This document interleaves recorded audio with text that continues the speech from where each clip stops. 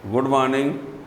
आज आप लोगों को हम प्रत्ययवर्ती धारा चैप्टर 7 में ये बताएंगे कि प्रत्ययवर्ती धारा का जो औसत मान होता है एक चक्र में, एक पूर्ण चक्र में प्रत्ययवर्ती धारा का जो औसत मान होता है वो शून्य होता है।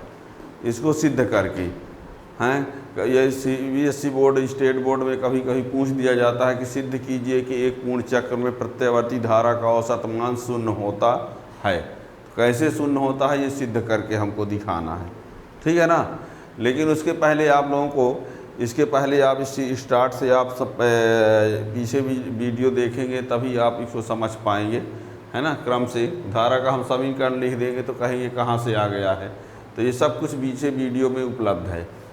चैनल में नए हो तो सब्सक्राइब कर लेंगे तो नए आने वाली वीडियो का नोटिफिकेशन मिलता रहेगा, क्योंकि हमें quarterly exam, half yearly exam, pre board, annual सबके ही अकॉर्डिंग सब इम्पॉर्टेंट क्वेश्चन का वीडियो बनाएंगे, जिससे एक भी क्वेश्चन बोर्ड में उससे बाहर का नहीं आएगा। तो चैनल को सब्सक्राइब कर लेंगे तो उसका नोटिफिकेशन मिलता रहेगा। तो आज हमारा जो मेन टॉपिक है, एक पूर्ण चक्र में प्रत्ययवर्ती धारा का औसत मान शून्य होता है, इसको सिद्ध करना है। लेकिन उसके पहले कुछ हम टर्म आप लोगों को बता दें। जैसा कि आप ये जानते हैं कि प्रत्ययवर्ती धारा का समीकरण I बराबर I0 sin ओमेगा t होता है। ये धारा का समीकरण है। इसमें इसको तात्क्षणिक मान कहते हैं। तात्क्षणिक मान और इसको बोलते हैं शिखर मान। क्या कहते हैं? शिखर मान। ये धारा का तात्क्षणिक मान है, ये धारा का शिखर मान, या उसी को क्या बोला जाता है? आयाम मान, ठीक है ना। तो ये प्रत्ययवर्ती धारा का समीकरण आपको याद होना चाहिए, ठीक है। और क्या पता होना चाहिए? जब इसको हम बताएंगे, सिद्ध करेंगे, तो एक फार्मूला है साइन ओमेगा टी dt। इसका समाकलन जो है वो होता है cos omega t upon omega. Sine omega t का अवकलन, समाकलन जो होता है ये होता है, ये भी आपको पता होना चाहिए, ठीक है। टी बराबर होता है 2 pi upon omega. Omega equal to होता है 2 पाई अपान टी। कोणीय वेग बराबर कोणीय विस्थापन बटे समय। तो इनकी भी ज़रूरत पड़ेगी, ठीक है ना। तो जब हम इस एक पूर्ण चक्र में प्रत्ययवर्ती धारा का औसत मान लाएंगे तो सिद्ध करेंगे 0 होता है, तो इन सब के बीच में ज़रूरत पड़ेगी, ठीक है ना। तो प्रश्न है,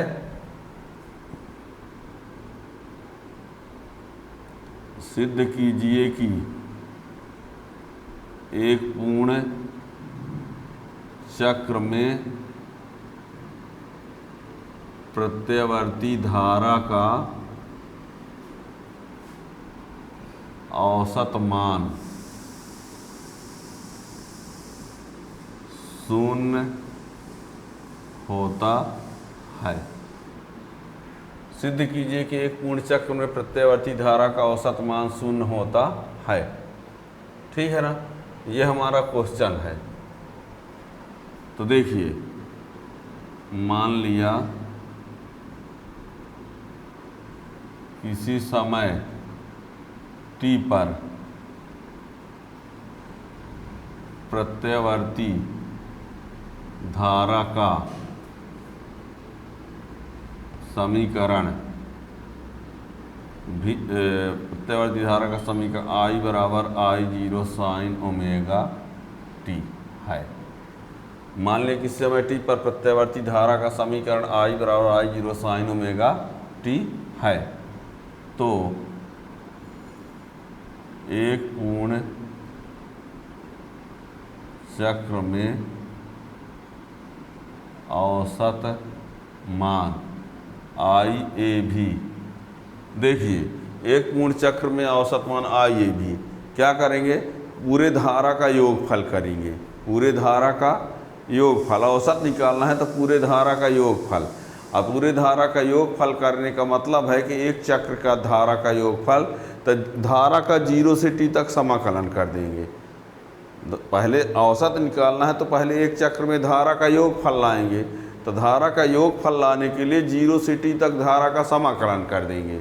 0 से t तक धारा का समाकलन कर देंगे, मतलब उस धारा का योगफल हो गया। और फिर बटे समय कर देंगे, बटे एक चक्कर का समय। यानी ये हम ये कह रहे हैं 0 से t I D T upon T, ये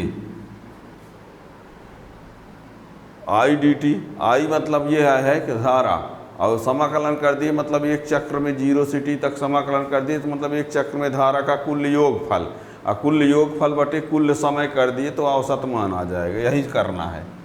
अब आई की जगह क्या लिख दिया जाए, ये रहा 0 से t I not sign omega T D T upon T. इसमें आई 0 बटे टी को बाहर कर लिए तो 0 से t sign omega T D T, फिर आई 0 बटे टी कर दिए और यहाँ साइन ओमेगा टी का समाकलन क्या होगा, माइनस कास ओमेगा टी बटे ओमेगा, और यहाँ पर ये टी और ये 0, और ये ना कह दें सर ओमेगा से ओमेगा कैंसिल हो जाएगा, क्या ऐसा नहीं होता, ये ओमेगा टी कोण में है, ये ओमेगा पूरे में अपान है, ठीक है ना। अब ये माइनस को बाहर कर लो तो क्या हो जाएगा, ये बाहर माइनस, तो minus I not omega T omega, क्या बचा कास ओमेगा टी और ये टी 0।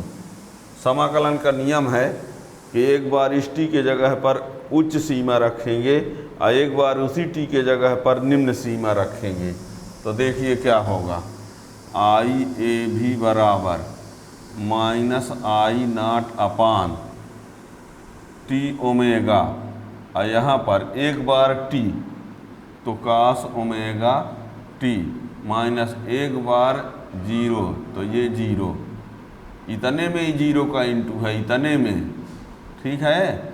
तो ये minus I 0 upon t omega, और ये cos omega t minus cos 0, omega का 0 से इंटू हुआ है सिर्फ तो कास 0 बना भी, ठीक है।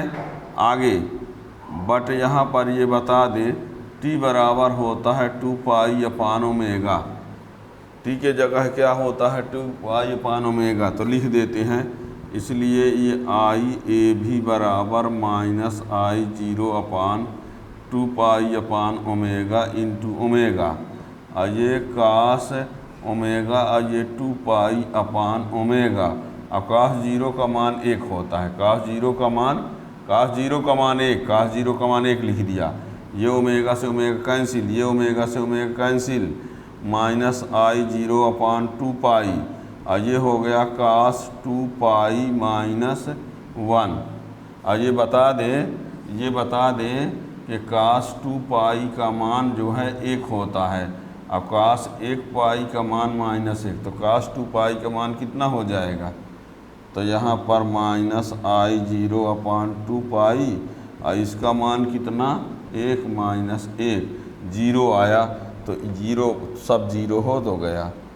तो एक पूर्ण चक्र में प्रत्यावर्ती धारा का औसत मान कितना हुआ, 1 शून्य आ गया, है ना। एक पूर्ण चक्र में धारा का औसत मान 0। आपको समस्या कहाँ आएगी, यहाँ पर सर ये कैसे हो जाता है, तो बता तो रहे हैं, औसत निकालना है तो पहले एक चक्र में कुल धारा का योग निकालो, तो कुल धारा लाने के लिए 0 से t तक उसका समाकलन कर दो, समाकलन योग ही होता है, और फिर बटे टाइम कर दिए। अब आई की जगह आई के ये वाला मान रख दिए, आई 0 बटे टी अचर पद बाहर कर दिए, साइन ओमेगा टी का अवकलन माइनस समाकलन minus cos omega t upon omega हो गया, ओमेगा को बाहर कर दिए, माइनस को ही बाहर कर दिए, ये हो गया। अब समाकलन का नियम है कि यहाँ एक बार उच्च सीमा रखो, एक बार निम्न सीमा, एक बार यहाँ टी रखो, एक बार 0, तो ये रखा हमने, ये ओमेगा का 0 से इंटू है, पूरे का नहीं है, तो ये हो गया ओमेगा कास 0 हो गया, कास 0 का मान 1 हो गया, ठीक है। टी के जगह 2 पाई अपान ओमेगा होता है, कहेंगे सर ओमेगा के जगह ना लिख दें, चाहे ओमेगा के जगह 2 पाई अपान टी लिख दो, चाहे टी के जगह 2 पाई अपान ओमेगा रख दो, दोनों में वही आएगा। तो ये यहाँ तक पहुँच गए। तो एक पूर्ण चक्र में प्रत्यावर्ती धारा का जो औसत मान होता है वो 0 होता है, ठीक है ना। अब यदि आधे चक्र में धारा का औसत मान पूछे, किसमें, आधे चक्र में, तो आधे चक्र के लिए यहाँ पर जहाँ t लिखे हैं वहाँ t/2 लिख देंगे, क्या लिख देंगे, t/2। अर्ध चक्र में तो अर्ध चक्र में धारा का जो औसत मान आएगा वो कितना आएगा, लगा के देख लेना। वो अर्ध चक्र में धारा का जो औसत मान आता है, अर्ध चक्र में धारा का औसत मान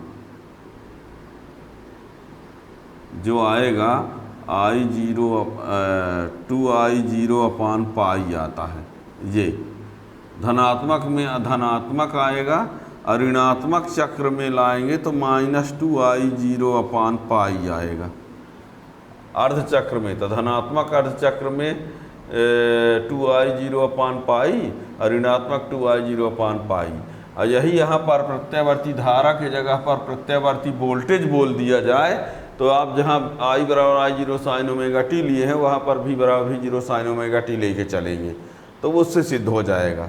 ठीक है ना। तो ये है, ये ऑब्जेक्टिव टाइप में पूछा जाता है। तो एक पूर्ण चक्र में धारा का औसत मान 0 होता है, एक अर्ध चक्र में धारा का औसत मान 2I0 अपान पाई होता है। धनात्मक में धनात्मक रहेगा, ऋणात्मक में ऋणात्मक रहेगा। यदि अर्ध चक्र पूछता है तो आप परिमाण 2I0 अपान पाई लिख दीजिए, कोई दिक्कत नहीं है।